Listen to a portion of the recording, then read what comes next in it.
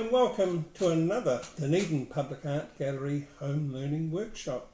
My name's John, and today we're going to make a grumpy meter. Now, in all the families together, there are going to be times that you want to be with others, but there's going to be other times that you just want to be by yourself. You'll go to your bedroom, close the door, but how are you going to let people know how you're feeling? What you need is something on your door to let them know. So I've invented the grumpy meter.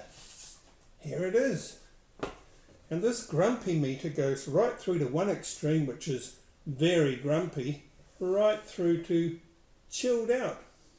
And this little arrow you can put up at the right place. So if you've got chilled out, somebody could come in the room and say, oh, do you want to play a game?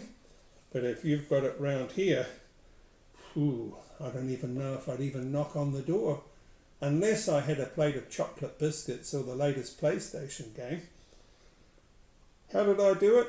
Well, I just drew the semicircle and I used paint to fill in the colours, and I only needed 3 colours, red, yellow and blue, because I could mix all those colours just with those 3. Here's my palette. I'm using the lid of this airtight container, and there's all my paints, and I just put the lid on like that, seal it up, and that paint's going to be good to go tomorrow. Now, to attach the arrow, probably what would be best would be a split pin, but you probably won't have one of those. But in the workshop you might find a nut and a bolt.